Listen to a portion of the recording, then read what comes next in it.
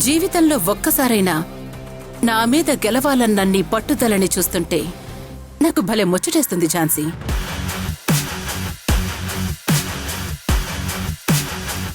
కానీ ఏం చేస్తాం? ఓటమి అనే పదం నా డిక్షనరీలో, గెలుపు అనే పదం నీ డిక్షనరీలో లేదు. 100 అడుగుల్లో నీళ్లుంటే 99 అడుగులు తవ్వి నీరు లేదు అని వదిలేసి వెళ్లిపోయేవాళ్లు చాలా మందుంటారు. కాని నేను 100 కాదు, అవసరమైతే 1000 అడుగులైనా తవ్వుతాను. నేను నిలబడేది న్యాయం వైపు, ధర్మం వైపు.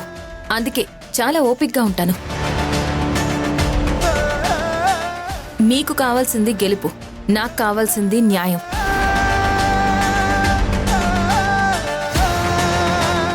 ప్రయత్నం చేస్తూ చేస్తూ ఉన్నవాడు ఓడిపోయినట్టు చరిత్రలో లేదు. ప్రయత్నం ఆపేసిన వాడే ఓడిపోతాడు.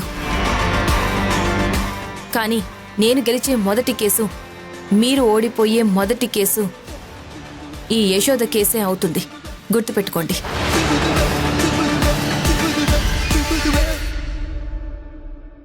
నాకు ఓటమి అలవాటు కాబట్టి ఓటమి బాధని ఎలా భరించాలో నాకు ఐడియా ఉంది. కానీ మీరు ఒక గెలుపు అనే మైకంలో ఉన్నారు. ఆ మైకం ఈ రోజుతో తొలగిపోతుంది. అప్పుడు ఎలా తట్టుకుంటారో ఏమో పాపం. చూద్దాం. ఎవరు ఎవరి మీద పాపం అని జాలి చూపిస్తారో అది చూద్దాం. చూద్దాం.